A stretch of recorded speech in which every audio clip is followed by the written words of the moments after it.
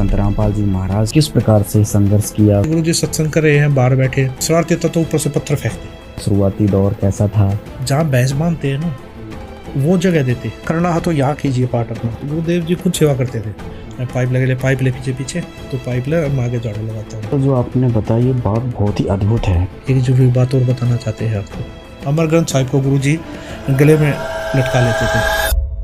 आपके पिताजी थे संत रामपाल जी महाराज। पिताजियों ने घर आना जाना बंद कर दिया। उसके बाद गुरुजियों ने लगभग घर त्याग दिया।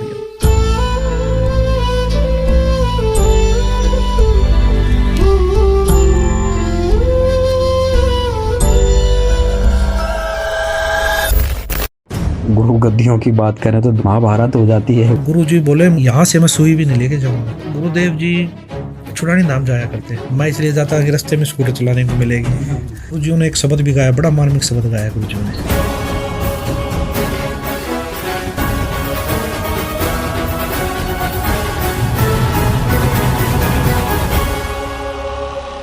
नमस्कार दर्शकों, हमारे पॉडकास्ट में आपका बहुत बहुत स्वागत है।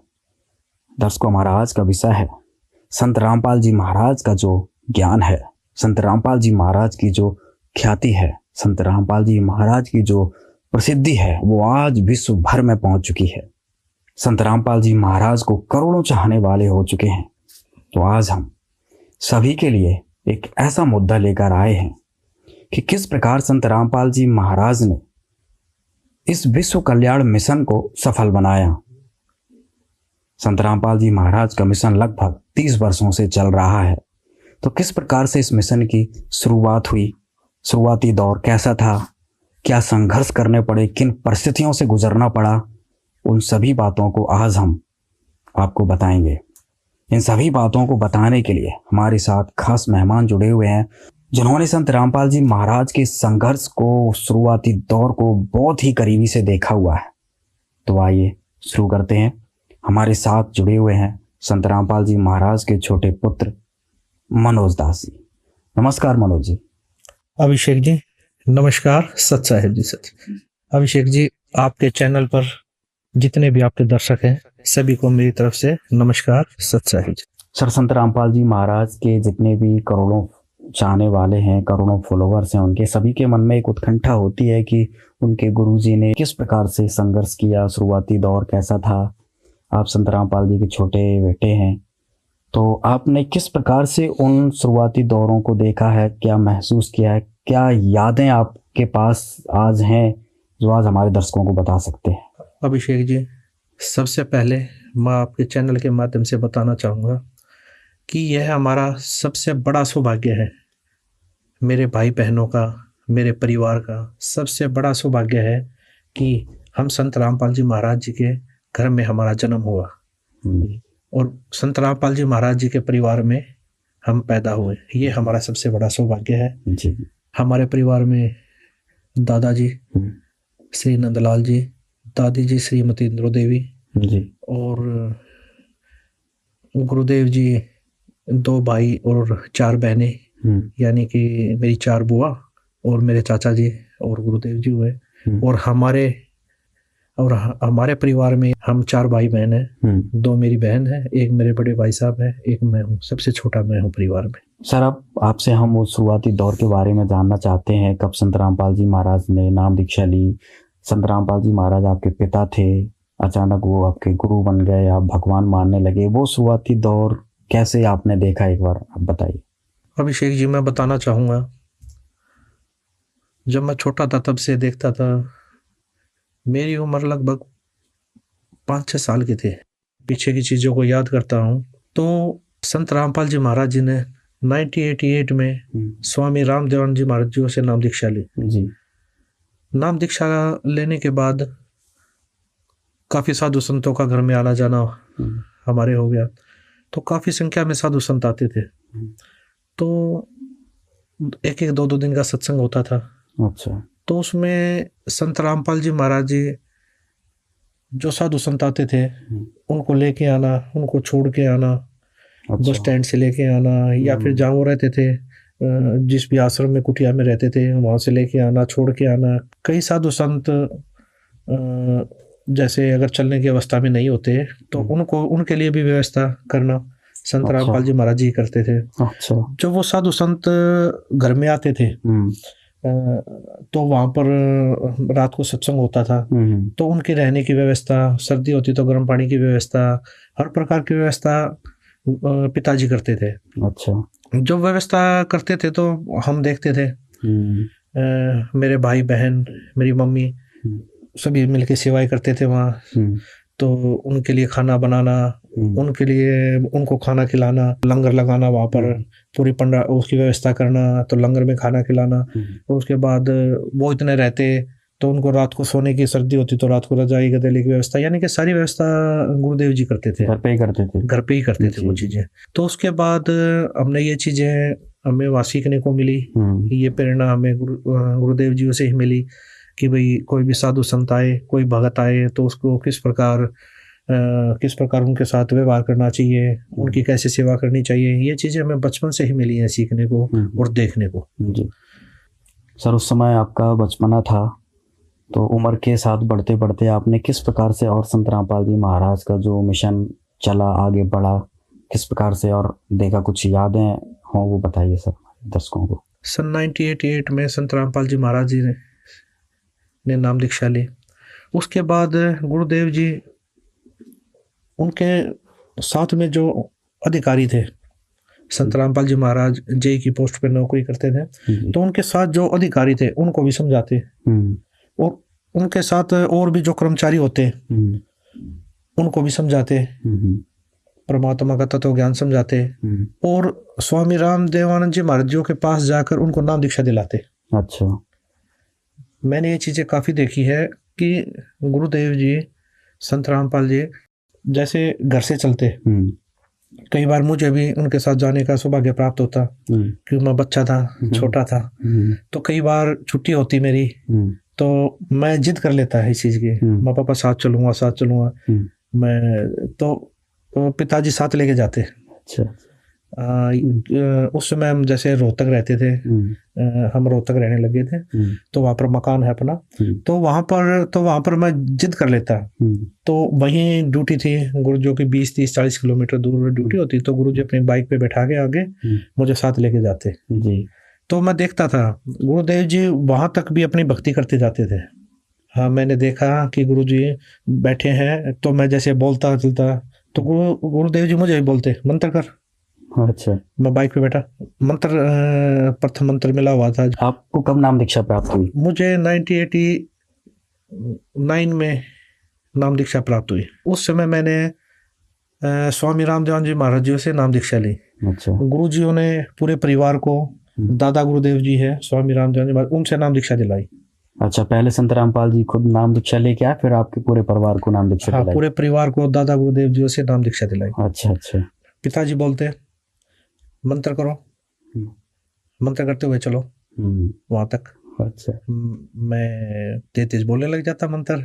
और पिताजी भी साथ में बोले ऐसे बोलो, पिताजी भी साथ में करते, मैं बोलने लग जाता। कई बार भाई बच्चा था, अटक जाता भाई भक्ति करते करते, पिताजी वहीं से फिर रिपीट करवाते, नहीं ऐसे नहीं, ऐसे करो, गुरुदेव जी ने ऐसे बताया, ऐसे करो।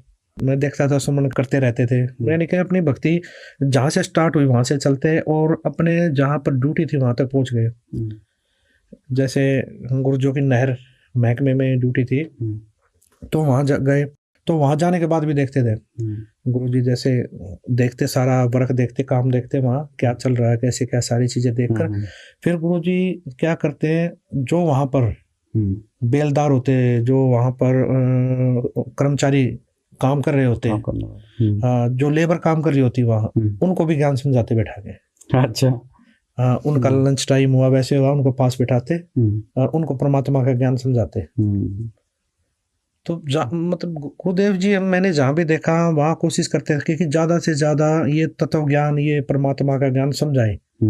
अब हमें ज्ञान हुआ इसका कि भक्ति कौन सी करनी चाहिए, तो अब पता लगा हमें वो तत्व ज्ञान। लेकिन उस समय बचपना था, उस समय तो यह लगता था चलो गुरुजी बोल रहे हैं, गुरुजी कुछ बता रहे हैं, तो पहले यही लगता था कि भक्ति के बारे में बता रहे हैं, कुछ कबीर परमात्मा के बारे में बता रहे हैं, तो ये लगता था उसमें। लेकिन अब आज पता लगा कि वो गुरुदेव जी तत्व ज्ञान समझा रहे थे उनको। तो गुरुदेव जी क्या करते थे, उनको अपने साथ दादा गुरुजी के पास लेके जाते थे। अपने खर्चे पे, अपने किराए पर। हम्म कोई गाड़ी बुक कर ली, हम्म अपनी बाइक पे बैठा के, हम्म हैं, तो ऐसे गुरुजी अपने खर्चे से लेके जाते थे और नाम दीक्षा दिलाते थे। रामदेवानंद जी महाराज जी उसे नाम दीक्षा दिलाते थे। तो नाम दीक्षा दिलाने के लिए जैसे गुरुदेव जी, स्वामी रामदेवानंद जी महाराज जी तो छुड़ानी धाम आते। तो वहाँ उनका आश्रम था। हाँ, छुड़ानी धाम एक गरीबदास जी संत हुए हैं, तो उनको कबीर परमात्मा जी मिले थे। जी। वो कबीर परमात्मा जब मिले तो गरीबदास जी को सतलोक दिखा के लाए, वो सचखंड, वो सचखंड दिखा के लाए। तो वो दिखाने के बाद जो जो चीजें उन्होंने देखी वो सारी अपने ग्रंथ साहिब में लिखी, जिसकी वाणी 3 दिन चलती है। तो वो अमर ग्रंथ साहिब गरीबदास जी ने वो लिखवाया। तो वो 3 दिन का पाठ चलता है वहाँ पर। तो वहाँ पर एक ये लगा लीजिए एक आश्रम टाइप बना हुआ है, 3 दिन का वहाँ पाठ चलता है। तो वहाँ पर स्वामी रामदेवानंद जी महाराज जी आते थे। स्वामी रामदेव जी महाराज वहीं आते थे, तो उनके पास लेके जाते, उनको नाम दीक्षा दिलाते। जितने भी श्रद्धालु थे, जितने भी ज्ञान समझ चुके थे, तो उनको लेके जाते। तो ये मैंने काफी बार देखा है कि काफी संख्या में, हजारों की संख्या में नाम दीक्षा दिलाई संत रामपाल जी महाराज जी ने दादा गुरुजियों से। सर, जब वो दौर चल रहा था, संत रामपाल जी ने नाम दीक्षा ले ली, फिर दूसरों को ज्ञान समझा के नाम दीक्षा स्वामी जी से दिलाते थे, तो उस समय की कोई घटना क्रम आपको याद हो तो बताइए हमारे दर्शकों को। मैं आपको बताना चाहूँगा, जब मैं छोटा था तो मुझे स्कूटर चलाने का बड़ा शौक था। अच्छा। गुरुजियों के पास स्कूटर थी, चेतक स्कूटर, पिताजी के पास। तो जैसे पिताजी आते तो माते साथ स्कूटर पे बैठ जाता। अच्छा। हाँ, तो बड़ा शौक था मुझे। हर बच्चे को एक होता है, शौक होता है कि भाई घर में कोई चीज़ है उसको चलाऊं। तो मुझे भी बड़ा शौक था। तो गुरुदेव जी छुड़ानी धाम जाया करते, तो मैं भी साथ जाता। मैं इसलिए जाता कि रास्ते में स्कूटर चलाने को मिलेगी। और गुरुजी स्कूटर देते भी थे रास्ते में चलाने के लिए। जैसे हाईवे होता तो हाईवे से अप्रोच रोड होता तो गुरुजी वहां देते। जैसे हम जाते हैं रोहतक से चलते हैं दिल्ली की तरफ, तो रास्ते में सापला आता है, एक छोटी सी तहसील, तो वहां से अप्रोच रोड जाता है छुड़ानी धाम के लिए। तो वहां पर गुरुदेव जी देते थे। तो गुरुदेव जी देते थे, स्कूटर दे देते, गुरुदेव जी पीछे बैठ जाते, और गुरुदेव जी पीछे बैठते पकड़ लेते थे, साथ में पकड़ लेते। तो मैं चलाता, तेज करता, कभी मंदा करता। मुझे शौक था, मैं चलो छुड़ानी धाम जा रहे हैं और स्कूटर चलाने को मिलेगी। तो वहां जाते थे तो वहां ये था, मेला लगता था, खिलौने मिलेंगे खेलने के लिए, खिलौने खरीदूंगा, फिर खेलूंगा।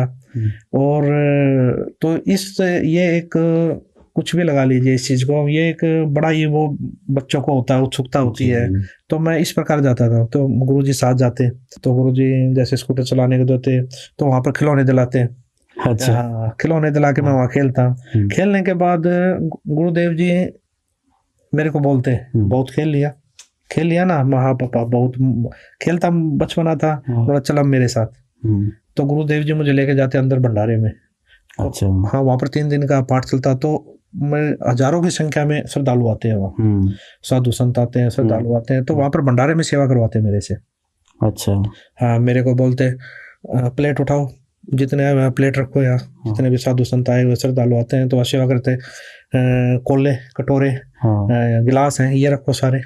जितने भी साधु संत बैठते हैं उनके आगे प्लेटें रखते हैं, भाई जैसे मेहमान आते हैं इस प्रकार वहाँ सारी सेवा करते हैं। ये चीजें काफी सेवा करने को मिली वहाँ। गुरुदेव जी बताते हैं अब ये सेवा, गुरुदेव जी खुद सेवा करते थे। अच्छा। वहाँ साधु संतों के सामने प्लेटें रखना, कटोरे रखना, उनको सब्जी डालना, और भंडारे में फुलके राम बनवाना, यानी कि रोटियां बनवाना। उसके बाद उनको भाई वहां से सेवा पूरी होने के बाद फिर भंडार घर में चले जाते गुरुदेव जी। फिर वहां पर सेवा करते हैं, बाल्टी लेकर सभी को सब्जी डालना, उसके बाद फुलके वितरित करना, उसके बाद पानी देना, जो भी होता मैंने देखा वहां पर। और तो और उसके बाद जब सारे साधु संत खा के चले जाते खाना, तो वहां पर पोछा लगाना। ये चीज मैंने आंखों से देखी है। गुरुदेव जी बाल्टी लाते और वो अपना पोछा होता है जो लगाते हैं घरों में, वो वाला गुरुजी लेके आते कपड़ा। उसके बाद पूरे जितना बड़ा पंडाल होता है सारे पे पोछा लगाते। अच्छा। और उसके बाद धुलते। उसके बाद पूरे उसकी जितना जहाँ भंडारा करते हैं उसकी सफाई करते। अच्छा। हाँ उसकी सफाई करते झाड़ू के साथ, साथ में मेरे को लगाते। अच्छा। हाँ ये ले, जैसे पानी था पाइप, हाँ। पाइप लगे, पाइप ले पीछे पीछे, तो पाइप ले मैं आगे झाड़ू लगाता हूँ। अच्छा। ये चीजें मैंने देखी है गुरुजी संत रामपाल जी वहाँ खुद सफाई करते थे? खुद सफाई करते थे, खुद ये चीजें करते थे। और सफाई करते थे किस, ये लगा लीजिए जेई की पोस्ट पे होते हुए, एक अधिकारी के पोस्ट पे होते हुए मैंने ये चीजें देखी है कि गुरुदेव जी खुद अपने हाथों से सारी चीजें करते थे। बहुत बड़ी बात है। और एक बात और बताना चाहूँगा अभिषेक जी, एक बार हम चुरानी धाम में गए हुए थे, तो 3 दिन का समागम था, मध्य वाला दिन था। तो सवेरे 5-6 बजे की बातें हैं, हजारों की संख्या में साधु संत आए हुए, श्रद्धालु आए हुए। तो वहां पर सीवर चौक हो गया सारा। अच्छा। लैट्रिन बाथरूमों का सारा सीवर चौक हो गया, जाम हो गया, पानी भर गया। तो पानी भर गया तो सारा अफरा तफरी मच गई वहाँ। भाई वही लैट्रिन बाथरूम थे जितने थे, और 100-150 लैट्रिन बाथरूम थे, सारे जाम, ब्लॉक पे जो। तो गुरुजी ने देखा ये क्या हो गया। तो गुरुजी, मैं वहाँ खड़ा देख रहा, गुरुजी वहाँ पर डंडा पड़े थे, डंडा लेके आए, फट्टी लेके आए और सीवरों की सफाई करने लगे।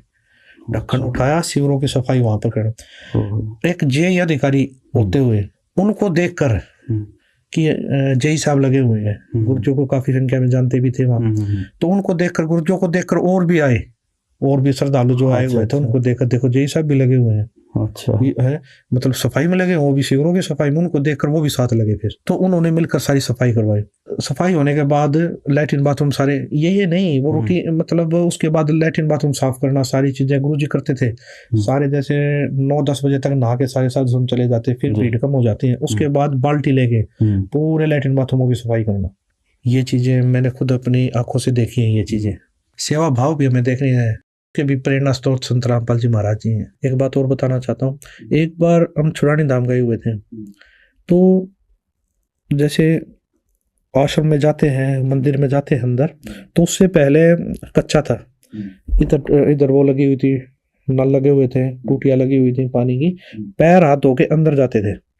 तो वहां पर कच्चा था, तो क्या था वहां पर बहुत ज्यादा कीचड़ हो गया, पैरों पे मिट्टी लग के आई, पैर धोए, उसके बाद फिर चले, तो वहां बहुत ज्यादा जैसे दलदल टाइप हो गया। तो वही पैर लेके अंदर जा रहे, तो गुरुजी ने देखा ये तो भाई गंदगी जा रही है आश्रम में।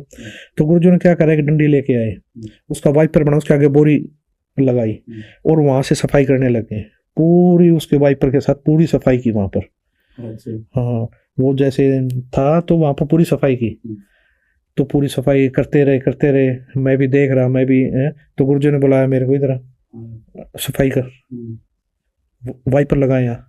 हाँ जब तक जितने श्रद्धालु जा रहे हैं, ये गंदगी नहीं रहनी चाहिए, सफाई करो इसकी, बेटा सेवा करो यहाँ पर। तो उसके बाद मैं भी लग गया सेवा करने। तो मैं बच्चा था, बचपना में भाग भाग के कर रहा, वाइपर लेके इधर से उधर भाग रहा, वो लगे फिर उधर, एक बच्चा खेल की तरह। लेकिन मुझे क्या पता था गुरुदेव जी हमारे कर्म बना रहे हैं, मेरे कर्म बना रहे हैं, मुझे सेवा सिखा रहे हैं, सेवा भाव दे रहे हैं या सेवा दे रहे हैं मेरे को। संत रामपाल जी महाराज पिताजी ने हमें बचपन से ही सेवा भाव सिखाया है। जब हम देखते थे तो घर पे भी सत्संग होते थे, वहां पर सेवा करते थे। उसके बाद छुड़ानी धाम जाते थे हम, तो वहां पर भी पूरा परिवार सेवा करता था। भंडारे में सेवा करना, पंडाल में सेवा करना, तो हर जगह पूरा परिवार सेवा करता था वहां। तो यही सेवा भाव पूरे परिवार को संत रामपाल जी महाराज जी ने हमें सिखाया है। आज भी हमारा पूरा परिवार सेवा करता है। मेरी माता जी भंडार घर में फुल्का बनवाना हो,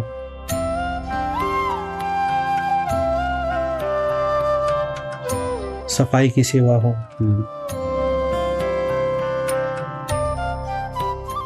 या फिर खाना फुल्के बनवाने की सेवा हो,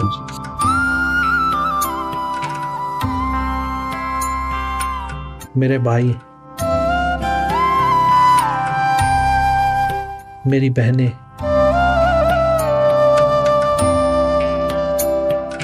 हम आज अपना बहुत बड़ा सौभाग्य मानते हैं।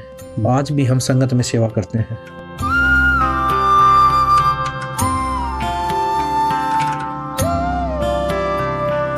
आज भी हमारा परिवार भंडारे में सेवा करना या आश्रम में किसी प्रकार की भी सेवा, वो सारी सेवाएं करते हैं। आज भी मेरे बड़े भाई साहब और मैं, हमें जहाँ भी सेवा मिल जाती है वहाँ सेवा करते हैं, चाहे वो भंडार घर हो, चाहे आश्रम में कोई भी सेवा हो। आज भी हमारा बड़ा सौभाग्य मानते हैं हम दोनों भाई कि हमें परमात्मा ने सेवा का मौका दे रखा है। जब संत रामपाल जी महाराज पिताजी एक पोस्ट पर होते थे, एक जेई की पोस्ट पर होते थे, एक अधिकारी होते थे, उन्होंने भी कभी सेवाओं को छोटा बड़ा नहीं समझा। भंडार घर में सेवा करना, लैट्रिन बाथरूमों में सेवा करना, सफाई की सेवा करना, सब वो करते थे। वही प्रेरणा आज हमारे अंदर भी है। चाहे आश्रम में किसी प्रकार की सेवा हो, वो हमारा पूरा परिवार ये सेवाएं करता है।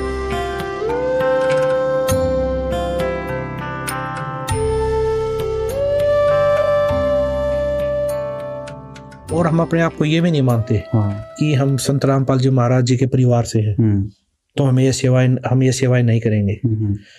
तो हमारे अंदर आज भी ये चीजें है नहीं कि हम कोई भी ये सेवा छोटी है, ये सेवा बड़ी है। तो हम सभी सेवाएं करते हैं और ये सभी प्रेरणा हमें संत रामपाल जी महाराज जी से मिली। अच्छा सर, बचपन में कुछ और याद हो? संत रामपाल जी महाराज सब पाठ करने जाते थे, आप जब वो घर से ड्यूटी से आते थे, तो इस प्रकार की कुछ और याद जुड़ी हो उनसे रिलेटेड, आपको याद हो, बताएं एक बार। अभिषेक जी, एक बार की बात है, गुरुदेव जी पिताजी ड्यूटी से आए, जब मैं छोटा था, ड्यूटी से अपनी बाइक से आए, तो बाइक लगा दी, तो मैंने देख लिया पापा जी आ गए, तो मैं पापा भाई आते था तो मैं चिपटता था पापा आ गए। अच्छा। और मैं भाग के बाइक पे बैठ गया, तो मैं खेलने लग गया। तो पिताजी बोलकर नीचे 2-4 मिनट बोला सभी को, ठीक हो, मम्मी से, भाई से, बहनों से, सभी से मिलकर। तो 2-3 मिनट में गुरुजी ऊपर चले जाते थे। अच्छा। तो ऊपर चले गए। ऊपर क्या था, हमारा रोहतक में मकान है, तो मकान है उसके ऊपर एक कमरा बना हुआ है, तो वहां पर चले गए गुरुजी वहां चले जाते थे। वहां जाके गुरुजी अपनी भक्ति करते थे। अच्छा। सिर्फ 2-4 मिनट ही टाइम देते थे नीचे, पूछा सब ठीक हो, बातचीत छोटी मोटी हुई, जो बस 5 मिनट में सारी बातें करके गुरुजी ऊपर चले जाते। तो उसके बाद मम्मी, मैं बाहर खेल रहा था, मम्मी अंदर से बाहर आई, बोले आपके पापा आ गए, आपके पिताजी आ गए, पापा आ गए। पता लगा, हाँ पापा आ गए, देखो ये बाइक रही, मैं खेल रहा हूँ, हाँ पता लग गया, मिल लिया मैं, यानी कि मेरा था मिल लिया पापा से। बोला अच्छा। बोला पहले पानी दे के आओ, और फिर मैं चाय बना रही हूँ, फिर चाय दे के आई ऊपर। अच्छा। तो मैं पानी लेके गया, पहले पानी दे के आया, तो उसके बाद दोबारा 10-15 मिनट लगी, फिर मैं चाय ले गया पिताजी के लिए ऊपर। तो मैं क्या देखता हूँ, तो वहाँ दरवाजा जैसे थोड़ा ऐसे कर देते हैं, बंद ना करते, ढाल देते हैं थोड़ा। तो मैंने क्या किया, मैं तो अपनी मस्ती में लेके कप और वो ट्रे में गया, भागा, हाथ में ट्रे थी, गेट खोला, थोड़ा ट्रे के साथ, पैर के साथ थोड़ा गेट खोला एकदम। तो मैं क्या देख रहा हूँ, गुरुदेव जी बैठे हुए हैं, एक रूम था ना, नीचे बैठे हैं और रिकॉर्ड कर रहे हैं, कैसेट रिकॉर्ड कर रहे हैं। तो कैसेट जैसे अपने आप ही रिकॉर्डिंग पे लगा रखा, अपने आप ही बोल रहे हैं, शब्द बोल रहे हैं, अपने आप ही जैसे सत्संग कर रहे थे। तो मैंने दरवाजा खटखट किया, तो गुरुजन ने देखा, भाई चाय आ गई, गुरुजन ने बंद कर दिया बोलते बोलते। तो ये चीजें मैं कई बार देखता था। हाँ, तो एक बार देखा जैसे गुरुदेव जी रिकॉर्डिंग कर रहे हैं, तो उसके बाद एक रिकॉर्डर था, टेप रिकॉर्ड टाइप, वो रिकॉर्ड, तो एक और रखा, उसमें से फिर उसमें रिकॉर्ड करे कैसेटों में। अच्छा। तो ये चीजें मैं देखता था। तो गुरुजी रिकॉर्डिंग करके फिर वो कैसेट फ्री में देते थे, कैसेट बना के फिर फ्री में देते। हाँ, गुरुजी बनाते थे वहाँ कैसेट ला के रिकॉर्डिंग। पहले तो सत्संग करते, उसके बाद जैसे शब्द गाते, सत्संग रिकॉर्ड करते, फिर कैसेट बनाते, फिर मैंने देखा फ्री में देते थे गुरुजी। तो मैंने देखा वहाँ पर, मैं एक बार जैसे मार्केट में गया था, मैं गुरुजी के साथ मार्केट रोहतक शहर में जाता, तो वहाँ पर फ्री में कैसेट देते थे गुरुजी। किसी के पास बैठ के समझा के बोला। उसके बाद वो क्यों, वो टाइम आदमी है, दुकानदार है, कम दे पाता। अच्छा। मैंने खुद देखा है। तो एक बढ़िया थे, हम गए वहाँ, तो गुरुजी बैठ गए उनके पास जाकर। तो गुरुजी क्यों, बढ़िया के पास तो वैसे टाइम नहीं, दुकानदार के पास तो कभी कोई ग्राहक आ रहा है, कभी कोई 10 मिनट समझाया, फिर उठ के सामान देने चला गया। तो गुरुजी क्या करते थे, बोला ये कैसेट है, ये आप सुन लीजिए। अच्छा, मतलब दिन भर ड्यूटी करते, शाम को आकर कैसेट रिकॉर्ड करते, उसके बाद फिर प्रचार के लिए कैसेट देते। 5-10 मिनट के बाद फिर वो चला जाता, यानी वो चीजें नहीं हो पाती, वो समझ नहीं पाता है, कैसे समझ पाता 5-10 मिनट में परमात्मा का तत्व। तो वो कैसेट देते, गुरुजी फ्री में बांटते थे। और एक बार गुरुजी ने क्या बुक बनवा के लाए गुरुदेव जी। ये छोटे जैसे छोटी बुक होती है, हाँ। मंत्र कार्ड वगैरह, उसके बाद संध्या आरती रामायण सत्संग सारी चीजें, तो वो भी गुरुजी अपने ही पैसों से बनवा के लाते, और जो नए श्रद्धालु थे उनको फ्री में देते गुरुजी, उनको फ्री में देते बिल्कुल। तो उसके बाद क्या करते, भाई हम तो बच्चे थे, खेलते रहते, तो गुरुदेव जी जैसे शाम को ऊपर होते, फिर बुलाते सबको ऊपर आओ, क्यों ऊपर से देखते थे खेल रहे हैं, तो शाम को भाई 5 बजे ऊपर बुलाते हैं, तो आरती मंत्र करवाते हैं, यानी कि एक जगत के हिसाब से कहे तो परमात्मा की स्तुति करवाते, भक्ति करवाते, अच्छा मंत्र करवाते। मेरी मम्मी से पूछते हैं, हाँ इन्होंने मंत्र किए? बोले जी कुछ नहीं किए, खेल रहे हैं तो सारा दिन के। अच्छा हाँ। तो गुरुजी बुलाते, ऊपर बैठाते, मंत्र करो, आरती करो, संध्या आरती करवाते, मंत्र करवाते। और जब 1-1.5 घंटा हो जाता, उसके बाद फिर भाग लेते हम। अच्छा है, गुरुजी को पापा अब तो होगी, आरती भी होगी, संध्या आरती होगी। हाँ, तब गुरुजी कहते ठीक है अब जाओ। तो गुरुजी इस प्रकार भक्ति भी करवाते थे। सर वो दौर चल ही रहा था, आपने इतनी सारी बातें बताई, तो बहुत ही अनसुनी बातें हैं और बहुत ही रोचक बातें हैं। ऐसा कोई पल हो जब आपका स्कूल के समय का कोई ऐसी यादगार हो, संत रामपाल जी से जुड़ी हो, आपको याद हो, वो हमारे दर्शकों को बताना चाहेंगे? जब मैं छोटा था तो एक बार मैं स्कूल के लिए तैयार हो रहा था, स्कूल जाने के लिए तैयारी कर ली, ड्रेस वेस पहन ली, तो पिताजी ऊपर एक रूम है, हमारा मकान है, उसके ऊपर रूम है, उस रूम से नीचे आए, मैं बोले कहाँ की तैयारी है? मैं बोला पिताजी पापा जी स्कूल जा रहा हूँ मैं। तो पिताजी बोले अच्छा स्कूल की तैयारी है? माँ जी। मैं बोला चलो दादा गुरुजी के पास चलोगे? मैं बड़ा खुश हुआ, माँ स्कूल से छुट्टी लगेंगे और दादा गुरुजी के पास जाएंगे। तो बड़ी खुशी हुई, माँ हाँ जी चलूंगा चलूंगा। उसके बाद पिताजी ने मम्मी जी को बोला कि इसको तैयार कर दो और 2 जोड़ी कपड़े डाल दो, हम स्वामी रामदेव महाराज जी के पास पंजाब में तलवंडी बाई जा रहे हैं। तो मम्मी जी ने तैयार कर दिया, मैं चल पड़ा पिताजी के साथ। तो हम तलवंडी बाई पहुंचे। उस समय आना जाना क्या साधन से करते थे? उस समय बस से गए थे, उस समय संत रामपाल जी और बस से आना जाना करते थे। अच्छा, संत रामपाल जी बस से गए थे? जी हाँ, मैं और पिताजी संत रामपाल जी महाराज बस से तलवंडी बाई पहुंचे। तो वो टाइम था लगभग 12-1 बजे का था, 12-1 बजे हुए थे। तो हम तलवंडी बाई, जो स्वामी रामदेव जी महाराज के कई आश्रम है, तो वो तलवंडी बाई, मोगा, चुड़ानी, नजफगढ़, बहुत जगह आश्रम थे स्वामी रामदेव जी महाराज के। तो और लाखों की संख्या में स्वामी रामदेव महाराज के शिष्य भी थे। तो हम तलवंडी बाई पहुंचे आश्रम में। पहुंचने के बाद श्रद्धालु जो वहाँ सेवा कर रहे थे सबसे सत्साई हुई, तो वहाँ बैठे, तो दादा गुरुदेव जी के बारे में पूछी, गुरुदेव जी कहाँ है? तो बताए जी वो विश्राम कर रहे हैं कमरे में अंदर। तो जब विश्राम कर रहे थे तो एक श्रद्धालु बोला जी दादा गुरुदेव जी को उठा देते हैं। तो गुरुजी ने मना कर दिया, नहीं, गुरुदेव जी को सोने दो, जब उठेंगे ना तब मिल लेंगे। ठीक है। तो हम गुरुदेव जी और दादा गुरुदेव जी का कमरा तो उससे बाहर बैठ गए। तो बाहर बैठ गए, तो हम श्रद्धालु जो वहाँ सेवा कर रहे थे वो चाय ले आया, तो हमने वहाँ बैठकर चाय पी। तो चाय पी रहे थे, इतनी देर में अंदर से आवाज आई, खटखट की आवाज आई। तो जो सेवा कर रहा था वो, हाँ जो श्रद्धालु हमारे साथ बातचीत कर रहा था, बैठा था, वो एकदम उठ के अंदर भागा। वो माँ क्या हुआ? पिताजी बोले क्या हुआ? गुरुदेव जी उठ गए हैं। तो वो भागा अंदर। तो अंदर गया तो हम बाहर खड़े थे, गुरुदेव जी इंतजार कर रहे थे हम। तो अंदर से जैसे श्रद्धालु ने जाके बताई कि हरियाणा से रामपाल जी आए हैं और उनका लड़का साथ आया है। तो दादा गुरुदेव जी, अंदर से आवाज आ रही, अंदर क्यों नहीं बुलाया उनको? दादा गुरुदेव जी अंदर क्यों नहीं आए, अंदर क्यों नहीं लेके आए आप उनको? अच्छा। वो कह रहा जी आप विश्राम कर रहे थे, उठाया क्यों नहीं मेरे को? अच्छा, आपने उठाया क्यों नहीं? जब वो आए हुए थे तो उठाया क्यों नहीं मेरे को? अंदर क्यों नहीं लेके आए आप? अच्छा। तो एक श्रद्धालु और था, वो भागा आया अंदर से बाहर, बोला जी गुरुदेव जी बुला रहे हैं आपको, अंदर आ जाओ, जल्दी आ जाओ, यानी कि जल्दी ही उसमें आओ। तो गुरुदेव जी बोले, बोले क्या बात हुई? उनको रोका, कुछ बात होगी क्या? कि बोले कोई ऐसी बात तो नहीं होगी जिससे दादा गुरुदेव जी स्वामी रामदेव जी महाराज मुझसे नाराज हो गए हो कभी? कोई ऐसी बात तो नहीं हो रखी है? गुरु जी बोले नहीं जी, नाराज नहीं, वो तो यूं कह रहे हैं, वो तो ये दादा गुरुदेव जी ये कह रहे हैं, उनको पहले क्यों नहीं बुलाया?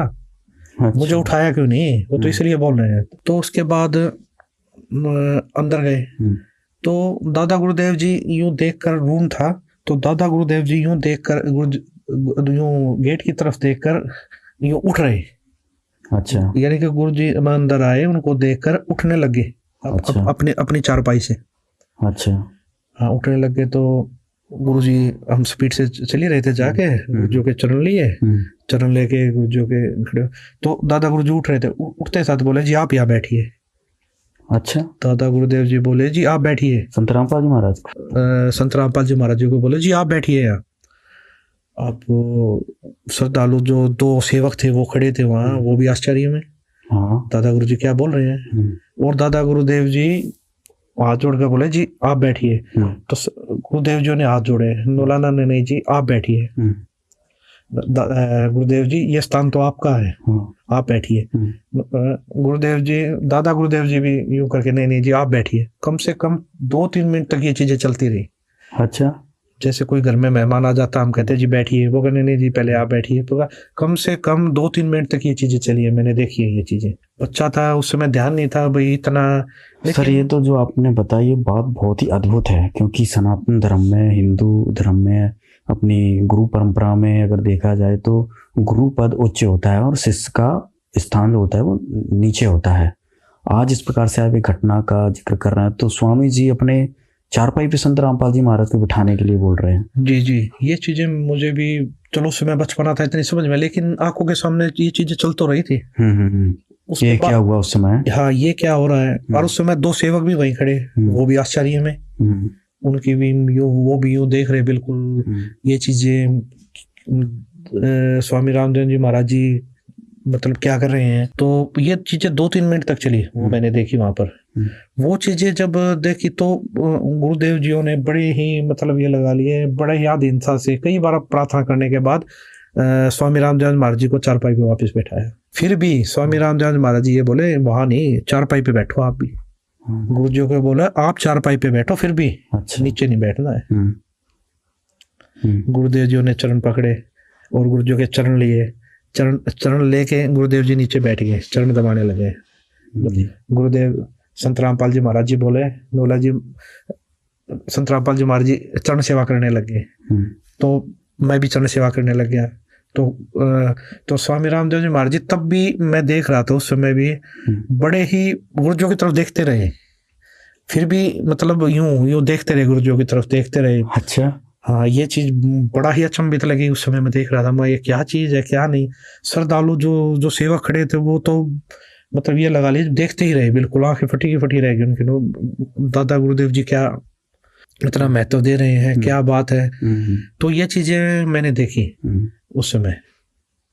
तो ये चीजें जो समझ में आ रही हैं, ये चीजें तो जैसे सत्संग सुनने को मिले, संत रामपाल जी महाराज जी को पता लगा। उस समय भी आज से 600 साल पहले भी ये घटना घटी थी। अच्छा, कैसे? ये जिस समय कबीर परमात्मा जी आए उस समय भी स्वामी रामानंद जी महाराज कबीर साहब जी के गुरु जी थे, नाम दीक्षाली थी। तो कबीर परमात्मा स्वामी रामानंद जी महाराज जी को सतलोक दिखा के लाए, वो सचखंड दिखा के लाए। सारी इस काललोक का या इस पृथ्वी का लगा लीजिए जितने भी ब्रह्मांड सब दिखाया उन्होंने, उनको उनके बारे में जानकारी दी। तो ये सारी जानकारी मिलने के बाद स्वामी रामानंद जी महाराज जी को भक्ति का ज्ञान हो गया, उस सचखंड का ज्ञान हो गया। तो इसी प्रकार स्वामी रामानंद जी महाराज जियों ने कबीर परमात्मा को हाथ जोड़कर प्रार्थना की कि जी आप मुझे नाम दीक्षा दीजिए, आप ही परमात्मा हो। जब उनको ज्ञान होगा उन्होंने बोला आप ही परमात्मा हो। अच्छा। तो मैं कैसे बैठ सकता हूँ जी ऊपर, कैसे मैं आपका गुरु हो सकता हूँ। तो ये चीजें जब देखी, ये चीजें उस समय भी ये ये घटना घटी थी, ये विचित्र घटना हुई थी उस समय भी। तो स्वामी कबीर परमात्मा ने स्वामी रामानंद जी महाराज जी को भी यही बोला था उस समय कि जी गुरु और शिष्य का नाता है, ये बना रहेगा, ये भक्ति काल का कलयुग तक। कबीर परमात्मा बोले ये चीजें चलेंगी और वहां तक लेके जानी है हमें, तो आप मेरे गुरु रहो, मैं आपका शिष्य रहूंगा। और ये भक्ति युग है, ये गुरु शिष्य का नाता बना रहेगा, ये मेरी आपसे प्रार्थना है। तो ये चीजें अब जो देखने को मिल रही है, ये चीजें कुछ मुझे तो लगा वही बिल्कुल, ये तो वही घटनाक्रम जो अभी आपने 600 वर्ष पहले कबीर जी का बताया, वही घटनाक्रम इस समय आपने जो देखा, ये तो बहुत ही अद्भुत बात है। जो हमारे दर्शक हैं वो इस घटना को देखकर समझ सकते हैं कि ये तो बिल्कुल प्रत्यक्ष दृष्टा थे मनोज जी वहाँ पर।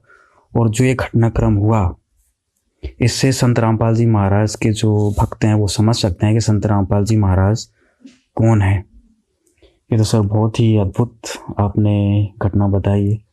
इसके साथ सर कोई और याद जुड़ी हो? उसके बाद मैं बताना चाहूँगा एक और अद्भुत जो घटना घटी है मेरी आंखों के सामने, वो भी बताना चाहूँगा आपको जी। मैंने क्या देखा, एक बार स्वामी रामदेवानंद जी महाराज जी बैठे हुए और सैकड़ों की संख्या में श्रद्धालु बैठे हुए। दादा गुरुदेव जी ने संत रामपाल जी महाराज जी को बुलाया। अच्छा। बुलाने के बाद उनको अपने पास बैठाया। अपने पास बैठा के स्वामी रामदेवानंद जी महाराज जी बोले, जितने भी श्रद्धालु वहां बैठे हुए थे, आज के बाद संत रामपाल जी महाराज जी नाम दीक्षा देंगे सभी को। अच्छा जी, मैं नाम दीक्षा नहीं दूंगा आज के बाद, संत रामपाल जी महाराज जी नाम दीक्षा देंगे। और आगे जो भी नाम दीक्षा लेगा वो संत रामपाल जी महाराज जी से नाम दीक्षा ले। अच्छा। स्वामी रामदेवानंद जी महाराज जितने भी श्रद्धालु वहां पर बैठे हुए थे उनके सामने बोला, आज के बाद मैं तुम्हारा गुरु नहीं हूं, आज के बाद आपके गुरु संत रामपाल जी महाराज हैं। आज के बाद यही आप सभी को नाम दीक्षा देंगे। और तो और सबसे विचित्र बात, जिन्होंने मेरे से भी नाम दीक्षा ले रखी है, हाँ, वो दोबारा संत रामपाल जी महाराज जी से नाम दीक्षा ले। अच्छा। ये चीज मैंने अपनी आंखों से देखी, कानों से सुनी। अच्छा। और वहां पर सैकड़ों की संख्या में भगत बैठे थे, उन्होंने भी सुनी। इतना कहकर स्वामी रामदेवानंद जी महाराज जी ने संत रामपाल जी महाराज जी की तरफ देखा और बोले, संत रामपाल जी, आप जी के बराबर इस पृथ्वी पर कोई संत नहीं होगा। और ये चीज एक बार नहीं कही स्वामी रामदेवानंद जी दादा गुरुदेव जी ने, ये कम से कम सैकड़ों बार बोला है। अच्छा। ये चीजें जहां भी जैसे छुडानी धाम में भी बोला। हाँ। छुडानी धाम में तो क्या था, नाम दीक्षा लेने के लिए आए श्रद्धालु, दादा गुरुदेव जी बैठे हुए थे। तो गुरुदेव जी बैठे थे, तो गुरुदेव जी ने बोला, जो सेवक थे, संत रामपाल जी को बुला के लाओ। तो गुरुदेव जी साइड वाले रूम में थे उस समय, श्रद्धालुओं को समझा रहे थे, जो नए भगत थे उनको तत्व ज्ञान बता रहे थे। तो दादा गुरुदेव जी ने बुलाया संत रामपाल जी, और बुला लिया था कि सेवक गए, वो बोले जी दादा गुरुदेव जी बुला रहे हैं, गुरुदेव जी बुला रहे हैं। जब गुरु जी आए तो स्वामी जी ने हाथ जोड़ के बोला, आप इनको नाम दीक्षा दीजिए। अच्छा जी, आप इनको नाम उपदेश दीजिए। तो ये चीज मैंने अपनी आंखों से देखी है, एक बार नहीं सैकड़ों बार ये दादा गुरुदेव जी ने बोला है। ये बातें लगभग 1994 की है अभिषेक जी।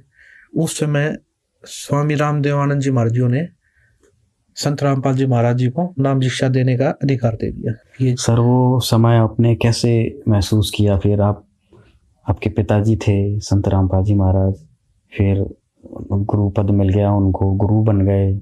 आज तो खैर जगत गुरु हैं, वो सारी दुनिया के गुरु बन चुके हैं। तो वो पीरियड आपने कैसा फील किया कि आपके पिताजी गुरु बन चुके हैं? और फिर वो बात भी बताई कि आपने तो स्वामी जी से नाम दीक्षा ले ली थी, संत रामपाल जी से फिर क्या आपने नाम दीक्षा ली? जब नाम दीक्षा देने का अधिकार संत रामपाल जी महाराज जी को मिल गया, पहले तो गुरु जी ने स्वामी रामदेवानंद जी महाराज जी से नाम दीक्षा दिलाई थी हमें, पूरे परिवार को ही दिलाई थी। संत रामपाल जी महाराज जी ने हमने नाम दीक्षा ली। उसके बाद गुरुदेव जी ने जब दादा गुरुदेव जी स्वामी रामदेव जी महाराज जी ने नाम दीक्षा देने का अधिकार दे दिया था गुरु जी को। तो फिर हमने दोबारा संत रामपाल जी महाराज जी से नाम दीक्षा ली। गुरुदेव जी घर घर जाकर सत्संग करते थे, उनको समझाते, नाम दीक्षा देते। और जब सत्संग करते थे, शुरुआती दौर था, सत्संग करते थे, एक घर में चले गए, वहां पर सत्संग करते। और गुरुदेव जी संत गरीबदास जी महाराज जी द्वारा लिखित अमर ग्रंथ साहिब, उसका 3 दिन का पाठ भी करते थे। जब 3 दिन का पाठ करते थे तो जब आपको स्टार्टिंग की बता रहा हूं मैं, शुरुआत में क्या होता था कि पूरे परिवार में एक ने नाम उपदेश ले रखा जी। अब उनके पाठ करना या सत्संग करना, तो वहां पर जाते थे तो परिवार के सारे सदस्य नाराज कि हम सत्संग नहीं होने देंगे, पाठ नहीं करने देंगे। उनका विरोध, उनको जाके समझाते, भाई पाठ करने से ये लाभ होंगे, पाठ करने से तुम्हारे घर में लाभ होंगे, बरकत होगी, ये यज्ञ होते हैं, 5 यज्ञ होंगे आपके घर में, और इन्हीं यज्ञों से आपको लाभ होगा। तो ये चीजें समझाते। एक दो समझता, नहीं समझता, तो वो क्या करते, चल एक्सेप्ट हो जाता, ठीक है कर लो। तो वो क्या देते थे, जब गुरुदेव जी देते, या तो जहाँ भैंस बांधते हैं ना, वो जगह देते। अच्छा, करना है तो यहाँ कीजिए पाठ, अपना जो भी करना चाहते हो एक तरफ करो, या फिर जहाँ पर अपना तूड़ा डलता है, यानी कि पशुओं का चारा डलता है, वो वाली जगह देते। अच्छा, गुरुदेव जी को स्टार्टिंग का संघर्ष था, कोई समझ नहीं पाता, इन चीजों को समझ नहीं रहा था, गुरुदेव जी क्या बताना चाहते हैं, संत रामपाल जी महाराज क्या चीज बताना चाह रहे हैं, क्या चीज देना चाह रहे हैं। तो परिवार का एक सदस्य नाम ले रहा था तो ऑटोमेटिक संघर्ष होना था। बाकी के अगर 6 सदस्य है तो 5 नाराज। तो ऐसी जगह देते थे। तो वहां पर गुरुजी अपने हाथों से जाले उतारते, अपने हाथों से पानी से सफाई करते। और काफी जगह कच्चे मकान होते, तो वहां पर खुद वो करना, सफाई करना, लिपवाना, सारी चीजें करनी। और वहां पर दरबार साहब सजाना, तखत लेके आए किसी पड़ोसी का मांग कर, है उसके ऊपर मंजी साहब लगाना, उसके ऊपर रुमाले ढकना, उसके ऊपर दरबार साहब सजाना, है पूरा गुरुजी अपने हाथों से करते थे। और उसके बाद जो 10, 20, 30 श्रद्धालु होते वो बाद में आते, तो वो भी साथ लग के सेवा करते वहाँ। तो क्या था, या तो वहां देते, या फिर ऊपर कमरा होता है, हरियाणा भाषा में चौबारा बोलते हैं, मकान के ऊपर कोई भी कमरा है, वो देते थे कि एक तरफ रहो, वहाँ वहीं से आओ वहीं से जाओ। यानी कि ऐसा वो करते थे कि गुरुदेव जी तो उनको समझाना चाह रहे थे, उनके घर में बरकत इन उद्देश्य से लगे हुए थे, उनके घर में बीड़ी सिगरेट मांस तंबाकू छूटे, हैं उनके घर में लाभ हो। लेकिन वो एक दूसरी दृष्टि से देखते थे कि उनकी भी गलती नहीं है, उनको भी ज्ञान नहीं था भक्ति का।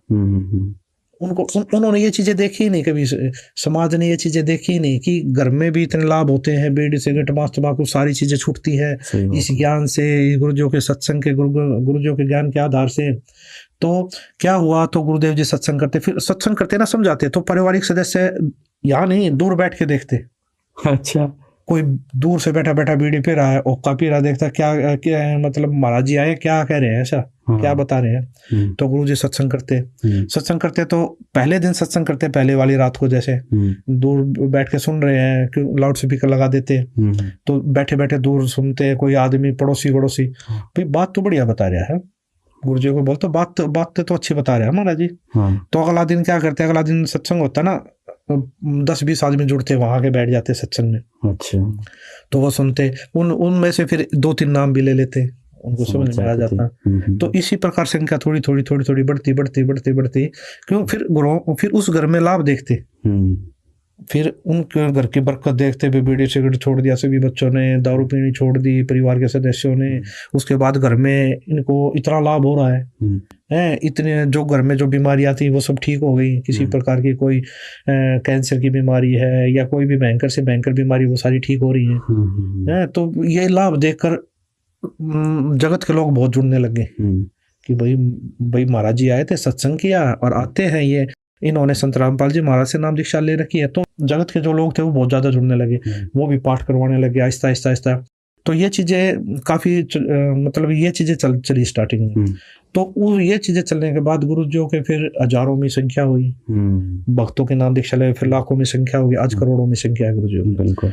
इसके बीच में एक बात और बताना चाहूंगा, जब गुरुजी शुरू में स्टार्टिंग का संघर्ष करते थे उस समय पे हमने देखा है तो गुरुजी सत्संग कर रहे हैं, गाँव में शरारती तत्व होते हैं, वो क्या करते हैं, गुरुजी सत्संग कर रहे हैं, बाहर बैठे भाई आंगन में बाहर, तो क्या करते हैं, शरारती तत्व ऊपर से पत्थर फेंकते। अच्छा। शरारती तत्व पत्थर फेंकते, वो डिस्टर्ब करते ज्यादा से ज्यादा। तो वो बताते हैं जो श्रद्धालु बैठे जी ऐसे ऐसे, तो गुरुजी तब भी यही बोलते थे, बोले बेटा पहले तुम भी ऐसे थे। जो श्रद्धालु बैठे थे बोला तुम भी ऐसे ही थे पहले, जब तक तुमको ज्ञान समझ में नहीं आया है तो तुम भी यही सोचते थे हमारे बारे में, यही चीजें करते थे। और जब वो समझ जाएंगे, वो भी तुम्हारे भाई हैं, अगर वो भी उनको भी जब ये ज्ञान समझ में आ जाएगा वो भी तुम्हारी तरह बैठेंगे यहाँ के। अच्छा, मतलब किसी प्रकार से विरोध नहीं करते थे? विरोध नहीं करते थे गुरुदेव जी, बिल्कुल भी ये नहीं कहते थे भाई उनको कहो जाके बोलो या ना, गुरुजी मना कर देते, नहीं उनको अपना काम करने दो, मैं अपना काम कर रहा हूँ। अच्छा। भक्तों को थोड़ा गुस्सा होता, जो ऐसे कैसे कर दिया, ऐसे कैसे वो कर रहे हैं, मतलब तो गुरुजी मना कर देते, नहीं झगड़ा नहीं करना है, वो अनजान है, उनको ज्ञान नहीं है अभी इस चीज का। तो ये चीजें काफी बार हुई। और ये एक चीज और देखने को मिली, ये एक जगह नहीं कई जगह हो जाती थी। तो उसके बाद वही जो पत्थर फेंकते थे, पता नहीं होता पत्थर फेंक के भागे, वो आके बताते थे जब उनको समझ में आती थी, फिर वो सत्संग पता लग गया उनको, सत्संग कहीं सुना, तब आके मैंने खुद देखा है गुरुजियों के आगे हाथ जोड़ते हुए, बोला जी हमें माफ कर दो। गुरुजी बोले क्या हो गया भाई? बोला जी हम आप आते थे ना हमारे इस गाँव में, हम पत्थर फेंका करते आपके ऊपर। आज वो हाथ जोड़े बैठे थे गुरुदेव जी के आगे, और गुरुदेव जी उनको उठकर गले लगा रहे हैं। गुरुजी मतलब कोई बात नहीं भाई, कोई बात नहीं बेटा, आज आपको समझ में आ गई ये चीजें, तो आज हमारे साथ लग के आप परमात्मा का ज्ञान हो गया आपको। वो रोते, मैंने रोते हुए देखा उनको कि जी हमसे बहुत बड़ी गलती होगी, क्यों? उनको तो ज्ञान समझ में आ गया, भक्ति समझ में आ गई थी कि एक संत को सताने का, दुख देने का क्या दर्द होता है। और गुरुजी फिर भी माफ करते, कोई बात नहीं बेटा, आप भी हमारे बच्चे, उस समय तुम अनजान थे, आज आपको ये चीजें समझ में आ गई, ज्ञान समझ में आ गया। बहुत कठिनाइयों से दौर गुजरा है वो, गुरुजियों ने बहुत संघर्ष किया है। तो अभिषेक जी एक शुरुआती दौर की एक बात और बताऊंगा मैं आपको जी। गुरुदेव जी जब पाठ स्टार्ट हुए तो गुरुदेव जी के पास स्कूटर थी, चेतक स्कूटर, तो उसी पर सारी सामग्री लेके जाते थे। अच्छा। जैसे लाउड स्पीकर हुआ, एम्पलीफायर हुआ, बैटरी हुई, उसके बाद राशन का सामान हुआ, उसके बाद सामग्री हुई, पाठ की सामग्री, वो सारी चीज गुरुदेव जी स्कूटर पे लेके जाते थे। तो सारा सामान खरीद कर अमर ग्रंथ साहिब को गुरुजी गले में लटका लेते थे, गले में ऐसे डाल के पटा ऐसे लटका लेते, क्यों अनादर ना हो। अच्छा।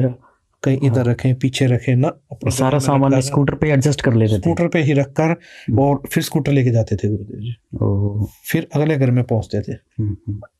और तो ये बातें मैं शुरुआती दौर की बता रहा हूँ, जब शुरुआत गुरुदेव ने कम से कम काफी सालों तक ऐसे संघर्ष किया।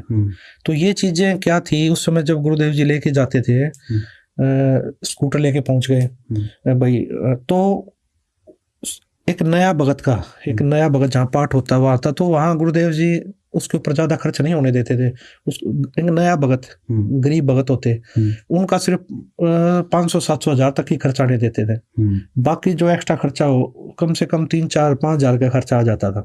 तो वो गुरुदेव जी अपनी तरफ से करते थे, यानी कि अपनी सैलरी से करते थे गुरुदेव जी। अच्छा। गुरुदेव जी 70 से 75% अपनी सैलरी से दान करते थे गुरुदेव जी। ओहो, अच्छा। 70-75% दान करते थे गुरुदेव जी अपनी सैलरी से। वो कैसे? इस प्रकार सारा खर्चा गुरु जी करते थे, उनका सिर्फ 500-700 हज़ार, वो किस लिए? कि एक बार जुड़ जाएंगे, एक बार इनके घर में लाभ होने लग जाए। परमात्मा का भी विधान है कि कुछ करोगे तभी पाओगे। तो एक बार शुरुआत गुरुदेव जी करवाना चाहते थे इस चीज से, मतलब धार्मिक क्रियाओं को करने के लिए, धर्म बढ़ाने के लिए -0 से शुरू किया हुआ, -0 से। तो उनके घर में बरकत होती है, यानी कि लाभ चालू हो जाते हैं। क्यों? ये गुए हैं पांचों, पूर्ण संत आए हैं, उसके बाद भंडारा पाया, इतने भगत आए उन्होंने भंडारा पाया, हवन यज्ञ चली, तो ये सारी चीजें होती थी, तो उनके घर में लाभ होते तो उनके पड़ोसी देखते, रिश्तेदार देखते ये चीजें, भाई इनके घर में इतना लाभ कैसे हो रहा है। उनको पता लगा, उन्होंने संत रामपाल जी महाराज से नाम दीक्षा ले रखी है। तो वो भी उत्सुक होते, तो वो भी पाठ करवाते, तो वो भी सत्संग करवाते, पहले सत्संगों में जाते, फिर इस प्रकार गुरुदेव जी का मार्ग बढ़ा, -0 से बढ़ा है गुरुदेव जी में ये मार्ग। सत्संग पाठ ज्यादा होने लगे, उसके बाद गुरुजियों ने लगभग घर त्याग दिया। गुरुजियों ने, पिताजियों ने घर आना जाना बंद कर दिया। अच्छा। आजीविका साधन सैलरी थी, तो वो बंद हो गई थी। तो मम्मी को बड़ी चिंता हुई इस चीज के लिए कि अब कैसे खर्चा चलेगा। जी बिल्कुल। और कैसे परवरिश होगी बच्चों की। तो मम्मी जी ने क्या किया, मेरे मामा जी को बुलाया। अच्छा। मेरे मामा जी आए, मेरे मामा जी को बताया मम्मी जी ने कि ऐसे ऐसे बच्चों के पिताजियों ने तो आना बंद कर दिया, और कैसे चलेगा, खर्चा कैसे चलेगा, इनकी परवरिश कैसे होगी। तो मामा जी ने सुनी ये सारी बातें। तो मामा जी, गुरु जी सत्संग कर रहे थे एक जगह, तो वहां पर गए मामा जी। मामा जी गए तो मामा जी जाके राम राम की, राम राम जी। तो गुरु जी को, क्यों जय की पोस्ट पे थे ना, तो वो उसी भाव से बोलते, साहब बोलते थे, जय साहब नमस्कार। अच्छा। तो वो बोले जय साहब राम राम। तो गुरु जी बोले, पिताजी बोले राम राम भाई, राम राम, आ जाओ बैठो। तो बैठे हैं मामा जी, तो चाय पानी ली मामा जी ने। तो उसके बाद मामा जी बोला जी कैसे चलेगा घर का खर्चा, आप तो घर आते ही नहीं, तो पैसे कैसे गुजारा होगा। तो गुरुजियों ने उनकी तरफ देखा। गुरुजी बोले, इस पूरी पृथ्वी को, गुरुजी बोले इस पूरी पृथ्वी को हाथी से लेकर चींटी तक वो परमात्मा खिला रहा है, क्या मेरे बच्चों को नहीं खिलाएगा वो? मेरे बच्चों को भूखा मार देगा वो परमात्मा? बहुत बड़ी बात बोली। तो उसके बाद मामा जी चुप, मामा जी सोच में पड़ गए। मामा जी ने प्रणाम किया और मामा जी वापसी चल पड़े। मामा जी वापसी मम्मी के पास आए। तो मम्मी के पास आए तो मम्मी जी को बताया, बोला क्या क्या बात हुई। तो मामा जी ने सारी बातें बताई, ये बात हुई। तो मम्मी जी बोले कैसे होगा। तो मामा जी बोला मेरी हिम्मत नहीं है दोबारा जाके ये बातें बोलने की। आज इतनी बड़ी बात बोल दी है उन्होंने, आज जय साहब ने इतनी बड़ी बात बोल दी है कि मेरी हिम्मत नहीं है दोबारा जाके बात करने की बहन। तो ऐसे चलता रहा। कुछ टाइम के बाद फिर मेरे चाचा जी, मम्मी ने अंकल जी को बुलाया, उनको भी बताई भाई खर्चा कैसे चलेगा, बच्चों की परवरिश कैसे होगी। ये चीजें देखकर अंकल जी ये सारी बातें सुनकर फिर वो गुरुजियों के पास गए। गुरुजियों के पास जाकर बोले जी आप सत्संग में जाते हो, भाई सत्संग में जाते हो आते हो, कोई बात नहीं, घर पे भी आ जाया करो, और नौकरी चलती रहेगी, और सारा नौकरी चलती रहेगी, और बच्चों की भी परवरिश होती रहेगी। तो ये चीजें सुनकर गुरुजी बोले, महेंद्र अगर मैं आज मर जाता तब उन बच्चों की परवरिश कौन करता? अच्छा, आज मैं मर जाता तब उन बच्चों की परवरिश कौन करता? आज मैं जिस भगवान के शरण में लगा हूं ना, वो पूर्ण परमात्मा है, वो उनकी भी परवरिश करेंगे और उनकी जीवन रक्षा भी करेंगे। वो पूर्ण परमात्मा है, वो ऐसा भगवान है। गुरुजी बोले महेंद्र अब उस सच्चे सरकार की नौकरी करेंगे। अब नौकरी बहुत कर ली, इस झूठी सरकार की नौकरी बहुत कर ली। अच्छा, अब सच्चे सरकार की नौकरी करेंगे। अब ज्ञान हो गया उस सच्चे सरकार की नौकरी का, अब नौकरी उसकी करेंगे। अब झूठे सरकार की नौकरी मुझसे नहीं होगी भाई। और आप कह रहे हो कि बच्चों का गुजारा कैसे होगा। फिर गुरुजी बोले मैं तो जाके बोल दिया उनको, और उसे अच्छा गुजारा चलेगा उनका। अंकल जी ने बताया, गुरुजियों ने एक शब्द भी गाया, बड़ा मार्मिक शब्द गाया गुरुजियों ने। अच्छा। वो शब्द गाकर फिर गुरुजियों ने आशीर्वाद दिया, बोला महेंद्र बोल दियो उनको, जो और है ना वहां पर है उनसे ज्यादा अच्छा गुजारा चलेगा उनका। उससे कुछ दिन के बाद मेरे बड़े भाई साहब है, उन्होंने दुकान की, उन्होंने परचून की दुकान की, और गुरुदेव जी का आशीर्वाद से, गुरुदेव जी की दया से वो दुकान ऐसी चली, वहां पर जितनी भी दुकानें जिनकी 20-20 साल की चली हुई थी वो भी चर्चा करते थे, वो भी आश्चर्यचकित थे, इनके इतनी अच्छी दुकान कैसे चल रही है। अच्छा। इतनी भीड़ लगती थी हमारी दुकान पे, उदाहरण था हमारी दुकान का, इतने अच्छा। कम समय में इतनी प्रोग्रेस हमने जीवन में पहली बार देखी है। तो हमारी इतनी अच्छी दुकान चली कि महीने में हम 1 से 1.5 लाख रुपए मंथली कमा रहे थे उस समय। अच्छा। 1998-1999 में संत रामपाल जी महाराज का आशीर्वाद फल गया। जी, संत रामपाल जी महाराज जी का आशीर्वाद, वो आशीर्वाद दिया हुआ गुरुजियों का वो फल रहा था उस समय। उस समय 1 से 1.5 लाख रुपए हम कमा रहे थे उस परचून की दुकान से। और ये लाभ हमें ही नहीं, जिसने भी संत रामपाल जी महाराज से नाम दीक्षा ली उन सभी को इसी प्रकार के लाभ हो रहे थे। किसी भी प्रकार की घर में बीमारी है वो सब ठीक हो रही है। इसी प्रकार का किसी को भी, हम तो भगवान उसी को मानते हैं। आज ये लोग भगवान परमात्मा उसी को मानता जो सुख दे, वो सारा सुख संत रामपाल जी महाराज से नाम दीक्षा लेने के बाद मिल रहा था, हमें नहीं। आज करोड़ों की संख्या में, लाखों की संख्या में जो भगत जुड़े हुए हैं, आज उनसे आप पूछ लीजिए, वो बताते नहीं थकते, सुनने वाला थक जाता। उनके घर में इतने लाभ मिलते हैं, इतने लाभ मिले हैं गुरु जी की दया से। आप किसी भी संगत के किसी भी भगत से पूछ लीजिए, उनको आज घर में सैकड़ों लाभ मिले हैं। सर, और कुछ ऐसी बात हो संत रामपाल जी महाराज से जुड़ी उस समय, क्योंकि घर त्याग दिया उन्होंने, नौकरी छोड़ दी और सत्संगों में बिजी हो गए, फिर और आगे फिर कैसे मिशन तेजी से आगे बढ़ा? अभिषेक जी, एक समय की बात बताता हूँ आपको।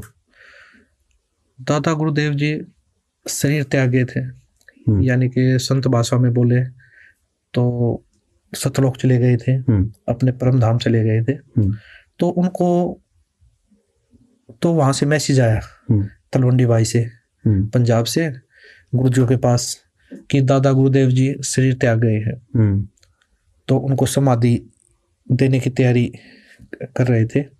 तो मैसेज आया, शरीर त्याग गए, आप आइए।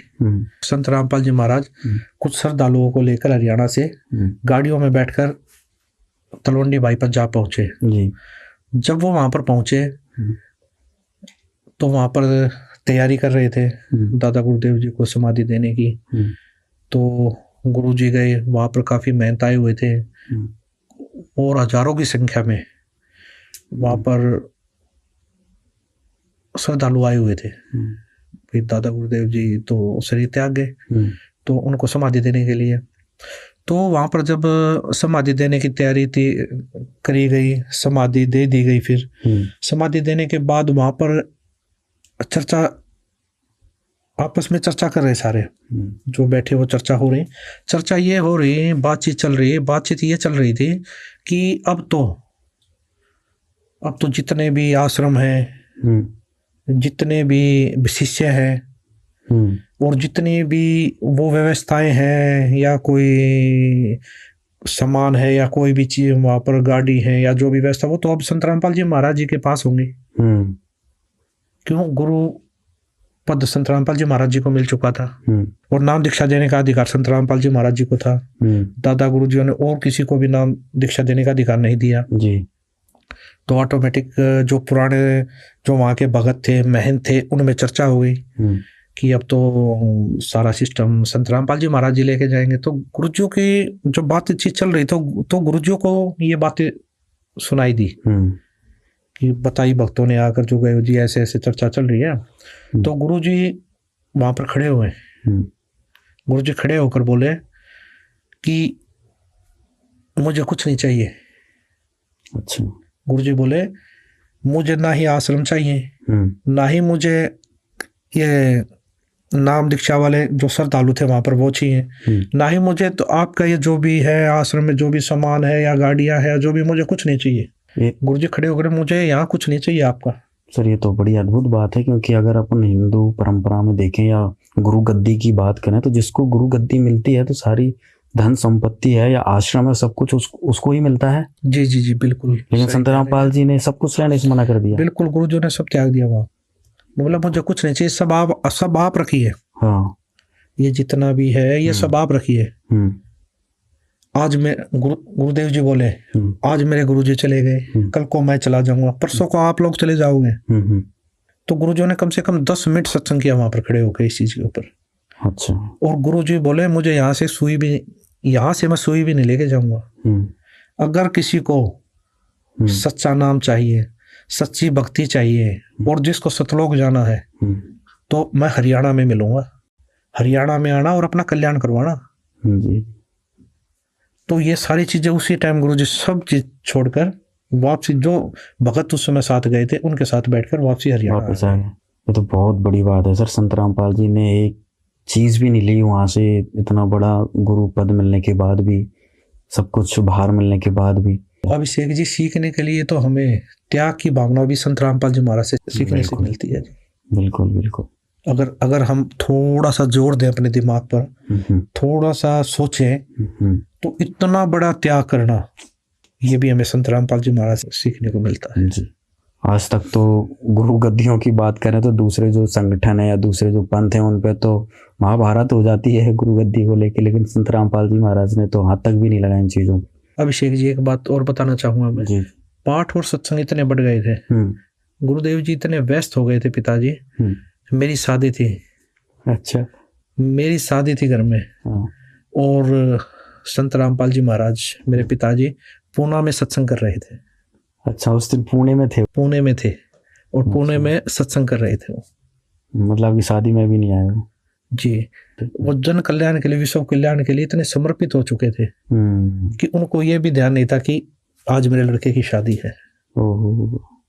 बहुत ही रोचक बातें सर आपने बताई। और ये संत रामपाल जी महाराज के जितने भी फॉलोअर्स हैं, उनके भक्त हैं, ये सारी जो बातें आपने अनसुनी बातें बताई ये बहुत ही अद्भुत थी और कहीं ना कहीं बहुत ज़्यादा आज की हमारी चर्चा से बहुत ज़्यादा सीख मिलने वाली है। अभिषेक जी, एक जरूरी बात और बताना चाहते हैं। क्या है ये विशेष बात? आइए देखेंगे अगले एपिसोड में। तब तक के लिए दीजिए हमें इजाज़त। धन्यवाद।